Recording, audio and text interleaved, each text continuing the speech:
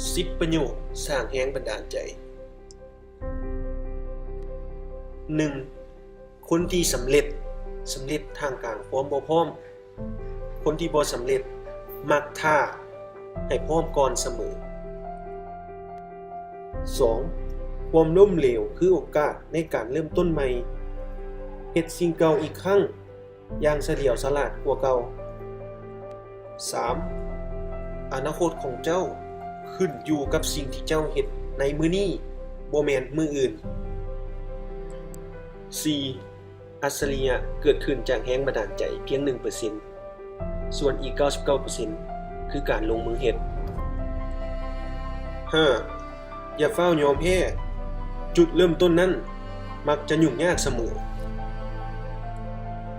6. บ่มีหยังน่าอายเท่ากับการแนมเบิ่งคนอื่นกำลังเฮ็ดในสิ่งที่เจ้าเคยเว้าว่าเฮ็ดบ่ได้แซมอีวิง 7. คนที่บ่เคยเฮ็ดผิดคือคนที่บ่เคยเฮ็ดหยังเลย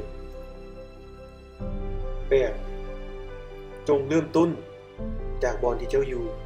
ใช้สิ่งที่เจ้ามีและเฮ็ดในสิ่งที่เจ้าเฮ็ดได้ 9. จงกระหายและเฮ็ดตัวให้โง่ตลอดเวลาสตีฟจ็อบส์ 10. เรียนรู้จากมื้อวานใช้ชีวิตอยู่ในมื้อนี้มีความหวังกับมื้ออื่นสิ่งสำคัญคืออย่าหยุดตั้งคำถามสุดท้ายนี้ทีมงานขอขอบใจแฟนเพจทุกท่านหวังว่า10บทความที่กล่าวมานั้นจะเป็นแรงบันดาลใจให้ทุกท่านขอขอบใจ